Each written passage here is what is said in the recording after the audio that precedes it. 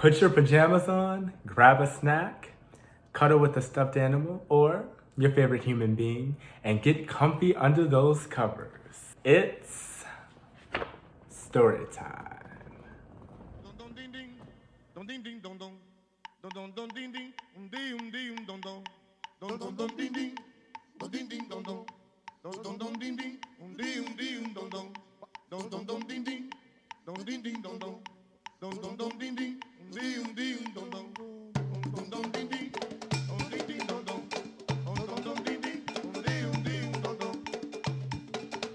One of the most powerful and popular of the Orishas.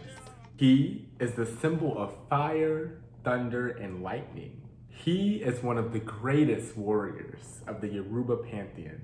He represents lust and passion and control over enemies and obstacles. He is swift in anger and protects his followers fiercely against attacks. His colors are red and white. His numbers are 6 and 4. His day of the week is Friday. What a coincidence. This is Changó. Changó is the patron of drumming, music, and dancing.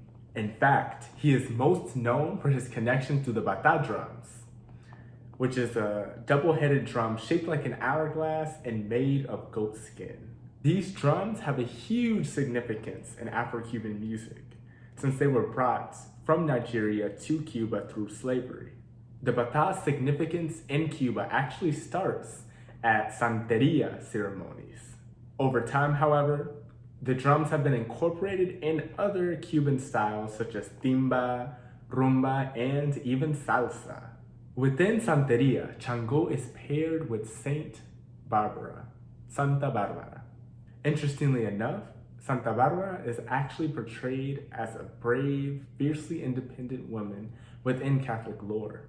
She is also visualized while wearing red and white clothing and a crown, which is pretty similar to Changó, right? So you see the connection. This pairing with a specifically female saint showcases that Changó can be accepted by both females and males. As mentioned before, Changó is probably one of the most well-known Orishas. If you've ever heard of Santeria, if you've ever heard of Orishas, you've probably definitely heard of Changó. He literally has his own feast day, which is actually December 4th. And within Cuba, December 4th is a significant day and it's one of the most important festival days in the country. But he's super humble anyway. Psych. This Orisha is known for his proud, fierce, and arrogant character. You'll understand exactly what I mean when we read his story very soon. He's brave, intelligent, hardworking, a warrior, and above all, a king. Best believe he don't take orders from nobody. Nadie, oíste? The player of players, Changó. In the meantime, Obatala's wife, Yemu, had been away from Ife on some private matters. Having heard about Olofi's illness, she decided to cut her trip short and return to Ife. If you guys remember from a few weeks ago when we talked about Elekwa, there we also mentioned how Olofi was ill. However, Elekwa actually came to his aid and healed him of this illness. So this is what that is referring to. By the way, if you haven't had the chance to check out the episode last time, I definitely recommend you watch that so it would give a lot more context to what we're talking about today. Unfortunately, since she had not been able to complete her business, she found herself without any money for the return journey.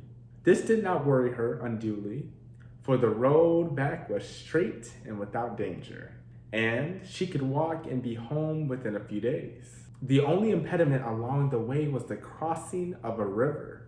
But she knew the Orisha Aganyu was in charge of ferrying people across, and she was certain he would agree to let her cross without having to pay the fee usually required of travelers. The first part of the journey went on smoothly, and the next day, Yemu found herself by the riverside. As she had expected, Aganyu was in charge of the ferry boat. Very politely, Yemu explained that she had no money for the fee and asked Aganyu to ferry her across free of charge. To her surprise, Aganyu refused. Almost in tears, Yemu pleaded with the Lord of the Volcanoes to let her cross. But Aganyu was adamant. A fee was required, and without it, no one would be able to cross. Finally, in desperation, Yemu offered to lie with Aganyu in exchange for the trip across the river. The Orisha considered the offer. Yemu was beautiful and desirable, but she was also the wife of the powerful Obatala. He might be risking the elder Orisha's wrath if he found out. He debated between fear of Obatala and desire for Yemu for a few minutes, but Yemu, seeing his indecision, continued to insist on her offer. And Aganyu, who had been without a woman for some time, succumbed to the temptation. He rushed with Yemu to a wooded area by the riverside, and for a long while the two Orishas lay intertwined among the bushes, enjoying each other fully without thought of anything or anyone else. Several days later, Obatala was overjoyed to see his beautiful wife emerge from among the trees surrounding his yam farm. When he asked why she had returned so soon, she explained she had heard about Olofi's illness and had wanted to be near him and the other Orishas. Obatala told her that Elegua, remember, had already cured the creator and was all well again in Ife. Yemu rejoiced at the news and went back with Obatala to their farm. For a while, everything went well with Yemu and Obatala, and she forgot all about her tryst with Aganyu at the river's edge.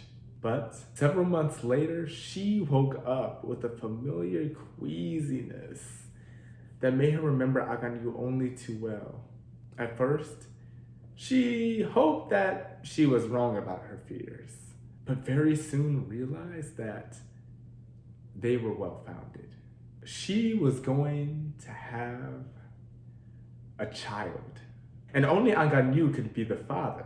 Obatala was so busy with the farm and overseeing the problems of mankind that he had not lain with her for a long time. All of Yemu's former gaiety seemed to abandon her. She was always tired and listless and never joined the other Orishas in their frequent gatherings. Soon, Obatala, who was very observant, noticed the change. When he questioned her, he was surprised by Yemu's reaction. She began to cry without a word, and nothing Obatala would say could calm her down. Finally, at Obatala's insistence, Yemu broke down and confessed what had happened with Aganyu. Obatala was shocked and saddened by Yemu's confession, but being the symbol of peace and magnanimity, he generously forgave the offense and promised to raise her child as one of his own. Apparently, consoled by her husband's kindness, Yemu continued her work in the farm and waited for the birth of her child. But deep within her, her sorrow and shame was unabated. In due time, she gave birth to a beautiful boy, whom she named Changó. Of all her children, he was the handsomest and the one she loved the most. Even Obatala was captured by the child's vivaciousness, and soon he was also his favorite. Thus, Changó grew strong and secure, safe in the love of his parents, but Yemu was unaware that her shameful secret was known to others. And one day, in the midst of play, one of Changó's playmates became irked by the boy's growing arrogance and told him that he was not really Obatala's son. Crushed and humiliated, Changó ran to his mother and demanded to know the truth about his birth. This was the moment Yemu had feared since Changó had been born. She knew he was a special child and to whom she could never lie. So she sat down with her son and, fighting back tears, told him he was not Obatala's son. What she refused to tell him was the name of his real father. Yemú's confession went like a knife deep into Changó's proud heart. He felt that as long as he did not know the name of his father, he could not face his brethren and friends. His illegitimacy did not bother him. What gnawed at his mind was not knowing who his father was. Maybe his father was a rogue and a social outcast. And if so, he would always have to walk with his proud head humbled to the ground.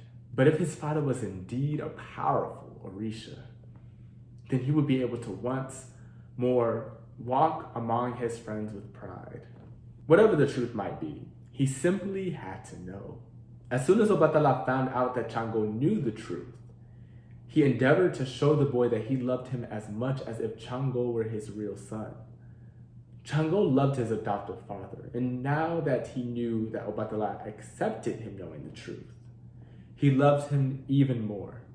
But the obsession grew within him to find out the identity of his real father. Day after day, he tormented Yemú with the same question. Who is he, Iyami? Who is my father? Iyami just means my mother. Finally, unable to face the boy's questions anymore, Yemú broke down and revealed to Changó the name of his father. If Yemú thought that her revelation would calm down her impetuous son, she was mistaken. On the contrary, the news that his father was a powerful Orisha Aganyu so overjoyed Changó that he became determined to seek him out and tell him that he had a son. Yemú, who suspected that Aganyu had long forgotten their brief encounter, tried to dissuade Changó from his plans. But all her pleas fell on deaf ears. Changó had made up his mind to find his father. And when Changó makes up his mind to do something, it is as good as done. It was not long before a tearful Yemú and a sad Obatala bade goodbye to Changó as he set out to find the god of volcanoes. Yemú cried and cried all the more because somehow her maternal instinct told her that her son would never return home. And maternal instincts never fail, as she found out in her deep sorrow. In the meantime, Changó set out on his quest with a resolute determination that was to become one day one of his special attributes. For many long months, he journeyed braving bad weather, hunger, and many dangers on the road. But Aganyu was nowhere to be found. Many years had passed since he had been ferrying people across the river. He had moved away and no one seemed to know where he could be found. But Changó is not one to give up easily. One day, he sat down by the side of the road and pondered where the mighty Aganyu could have gone. Suddenly, a smile lit up on his face. Of course, he cried out loud. Where else can he be? He looked up with shining eyes and saw, among the tree fronds that shaded the road, the snowy peaks of a volcano. Aganyu was busy melting stones when he saw a young boy, strongly built and of unusual beauty, approach his place of work. The boy was well dressed, but his clothes were dusty and torn in places, as if he had been on the road for a long time. And there was something about his eyes and the soft curve of his lips that stirred a dim memory in the Orisha's mind. He stopped what he was doing and stared at the boy, curiously. But then he noticed the firm cut of the jaw and the faint air of defiance about the youth, and the memory faded. What do you want, boy? He asked brusquely. I'm busy and haven't got time to waste. Changó stared at his father and said nothing. He had heard many stories about Aganyu, but he was not prepared to find him in this fashion, dirty and disheveled, working like a common mortal at the foot of a volcano. Well, speak up, boy, snapped Aganyu. I told you I'm busy. I haven't got all day. Are you the Orisha Aganyu? Asked Changó shyly. For the first time in his young life, he was face to face with someone who filled him with something close to fear. Aganyu looked at his son with renewed curiosity. I am indeed Aganyu, he said, not urgently.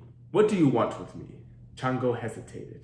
Then the memory of his mother came rushing back to his young mind, and his fear disappeared. "I am your son, Changó, born of Yemu, wife of Obatala," he said proudly. Changó's words were like a sudden torrent of clear water washing down a dam of deeply repressed memories.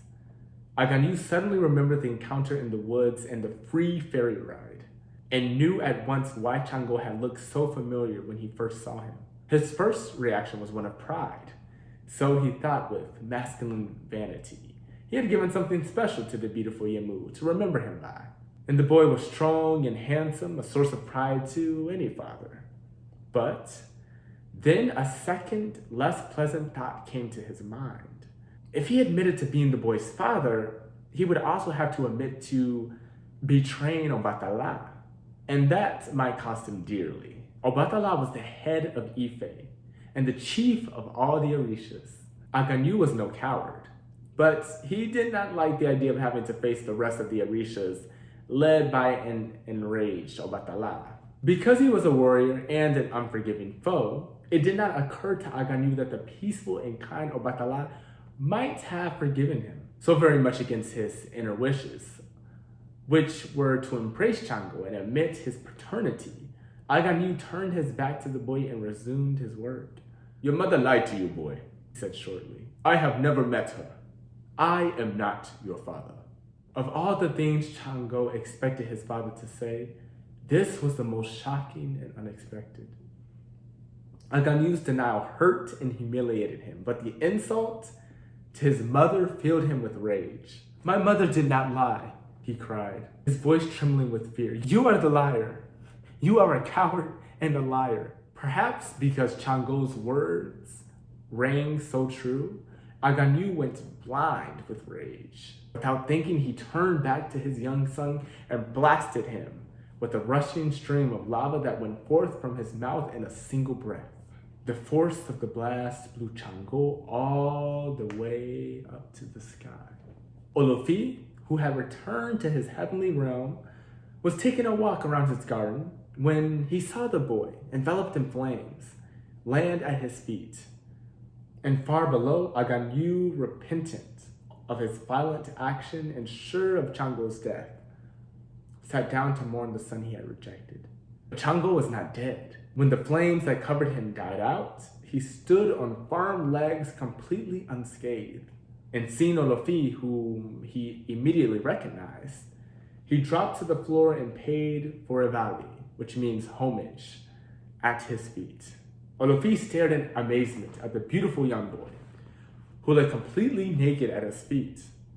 Then he raised him up and gave him his blessing. At his orders, one of his servants brought new clothes for Changó, whose tattered rags had been burned off his body by the flames. Olofi, who could not understand why Changó had not been burned, sat the boy next to him and proceeded to interrogate him.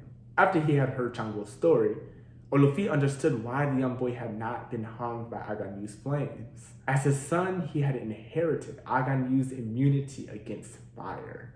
Won over by Changó's charming ways and his extraordinary valor, Olofi decided to reward him for all his troubles. He therefore decreed that from then on, Changó would be the sole owner and master of fire, as well as of thunder and lightning. A new Orisha had been born, one of the most powerful and fearsome of the Yoruba Pantheon. But Olofi was still worried about Changó, who refused to be sent back to Yemu. The boy, ashamed of his father's rejection, did not want to humiliate his mother by telling her of his ordeal. So the creator pondered the boy's situation and finally thought of a happy solution. Far below the sky, in her watery domain, the Orisha Yemaya cried constantly to him for the gift of a son. So far, Olofi had been too busy to answer her request, but now he had a son for Yemaya. And what a son! Thus, Changó's quest for identity had a happy ending. He spent the rest of his childhood and early youth in the loving care of the Queen of the Seas, who soon grew to love him as her own flesh and blood. And one day, when Changó finally returned to firm land, he found a humble and contrite giant waiting for him at the beach. And guess who it was? It was his father, Aganyu. Without a word, the god of volcanoes started to kneel in front of his son. But Changó lifted him to his feet and did not let him reach the ground. Silently, the two Orishas embraced while the waves sizzled at their feet. From that day onwards, their friendship had been so close that one cannot be without the other. That is why in Santeria, the person who receives the secrets of Changó must also receive those of Aganyu. And Aganyu cannot be received except through his son, Changó. Whew, what a story. Although Changó is portrayed as a tough and fierce warrior, he is also a healer, a master of divination. However, that ego tends to get in the way, if you know what I mean. Being arrogant and domineering, Changó can be very manipulative at times and is a fast talker. Flirty by nature, he has been characterized as a womanizer in some contexts, seducing people with his great charm and unfulfilled promises. A man of high standards and unquenchable desires. The partygoer, but the type of person that goes to parties for one thing. And we all know someone like that, or a few. Y'all know what I'm talking about. Anyway, let's dive a little deeper with this Orisha. Changó comes of age. When Changó arrived on dry land, he settled in the city of Oyo, not too far from the holy city of Ife. And there, to this day, stands a shrine in his honor, where all the city's inhabitants worship him. The king, or Oba, claims to be a direct descendant of Changó, who according to tradition was at one time an actual living man. One of Changó's first actions upon reaching solid ground was to visit his mother Yemu and his adoptive father Obatala. Because the Orishas are archetypal forces that do not change once they have reached their full personalities, Changó found his parents just the same as when he had left. There was much rejoicing on Obatala's farm, and there were many festivals among the Orishas to celebrate Changó's homecoming. But Changó had already decided that he wanted to settle down in Oyo, and one day he embraced Yemu and Obatala and left Ife. Changó had not been in Oyo very long when the fame of his exploits as a warrior and his supernatural powers of fire and lightning won him the city's kingdom. Oyo had been without a king for a long time, and its inhabitants were happy to have an Orisha as powerful as Changó as their Oba. And remember, Oba just means king. For a while, Changó settled down and gave all his attention to the business of ruling Oyo. He even decided, after much consideration, to get married. Finding a wife was not an easy task because Changó, besides his many other prowesses, was a devastating womanizer. He loved women almost as much as he loved eating and dancing, and he was so handsome and charming that no woman could resist his advances. No sooner had he announced his decision to put an end to his bachelorhood than hundreds of women came banging at his palace door wailing to be chosen as his mate. But Changó wanted to make the right decision. He knew that as the Oba he could have many wives, but he wanted only one, the perfect woman to be his queen. This woman he found in Oba, and this Oba is spelled O-B-B-A and an accent on the A. Unlike the beautiful women who constantly went through Changó's arms, Oba was rather plain and quiet, but she was stately and serene. And those were two qualities that the fiery Orisha found admirable in a woman. In short, Oba was a lady. The wedding soon took place to the dismay of all of Changó's former paramours, and the happy new couple settled down to a long life together. For the first few months, Changó was a model husband. He was loving, tender, and attentive, and his young wife was ecstatically happy. But soon Changó began to change. Though he still loved his wife, he began to find her dull and unexciting. She offered him no challenge with her constant adoration. He began to yearn for other women, for the thrill of other lips and the wild abandon of another body. Changó was bored, and as his boredom grew, his treatment of Oba grew worse. Now he seldom came home to eat and spent most of his free time with wild parties and wild women. Of course, Oba suffered, but being quiet and ladylike, she suffered in silence. Watching this scenario from afar was another Orisha, the fabulously beautiful and rich Oshún, the goddess of the Oshún River and of love, gold, and marriage. For some time, Oshún had been watching Changó, for whom she had developed a violent desire. She had carefully avoided meeting Changó face to face because she knew his many dalliances with women, and she did not want to be one more adventure in his life. She wanted to be special for him, and so she waited for the most opportune time to show herself. This time came one day when a great party was given in honor of one of the other Orishas. Changó arrived early and immediately began to drink palm wine and play the bata drums. Today, these are the ritual drums in Santeria that are played in parties honoring the Orishas, and we talked about that. Halfway through the party, Oshún made her spectacular appearance. She had dressed herself in her most seductive clothes and looked more beautiful than ever. She slowly paraded herself in front of the drums behind which Changó was pounding away tirelessly. Under other circumstances, Changó would have noticed Oshún immediately and made an instant play for her. Unfortunately for the goddess of love, she had arrived a little too late.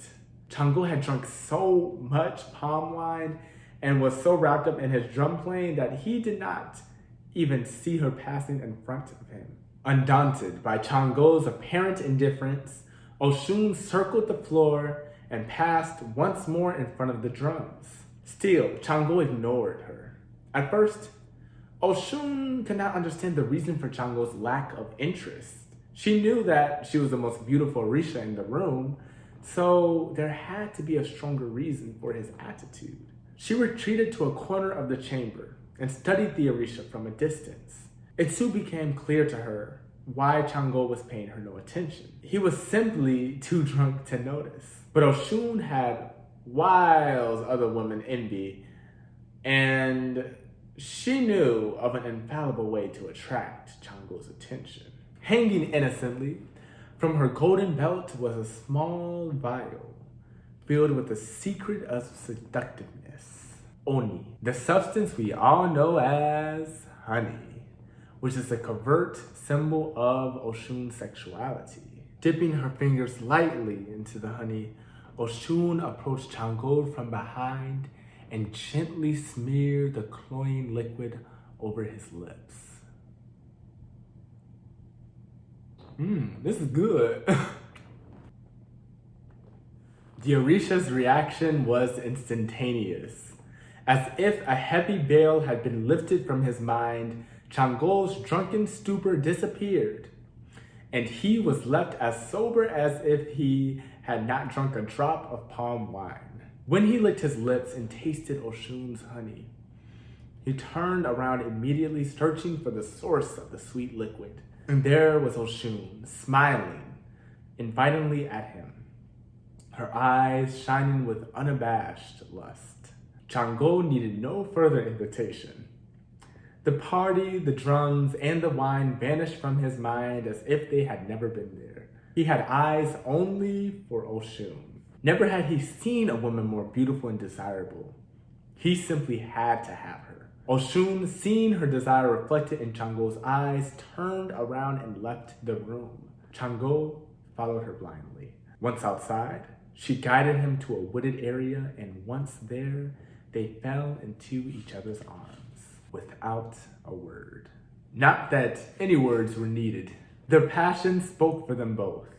For hours, they lay on the ground in the throes of a lust more violent than either one of them had known. And for the first time, Changó found a woman who matched his ardor beat by beat, never satisfied, forever wanting more. Night came, and gave away to day, and Changó and Oshún remained locked in each other's arms. When they finally separated, they both knew their passion had barely begun. Oshún had succeeded in her plans. She had become someone special to Changó, a woman he would love well and for all time. But her success would always be marred by the knowledge that Changó would never be completely hers. For although passion is necessary for the existence of love, which is symbolized by Oshún, this passion, symbolized by Changó, can also find ample expression in war, hatred, art, and inspiration. So Oshún continued to love Changó above all others, while he, still loving her, loved others more. As you can see, Changó's relationship status is complicated. Like many of us, huh? Oops. Changó has had numerous lovers in his lifetime. He also is a lover of dance. In fact, he is the greatest dancers of all the Orishas. His dance often involves wielding a double-headed axe, which represents his swift justice. He is the great protector of burns and deaths by fire, but he can also cause those things. Finally, he is called with the melodies of the maracas. And that's all for tonight, folks. Don't forget to check out Changó's dance featured by JB Burke on the Ritmos Negros Instagram and Facebook pages. Take care, have a good night, and please join me on this journey as we unveil the secrets of the protector of the arts, a symbol of love, gold, and merit, Orisha Oshún. Ciao, ciao for now.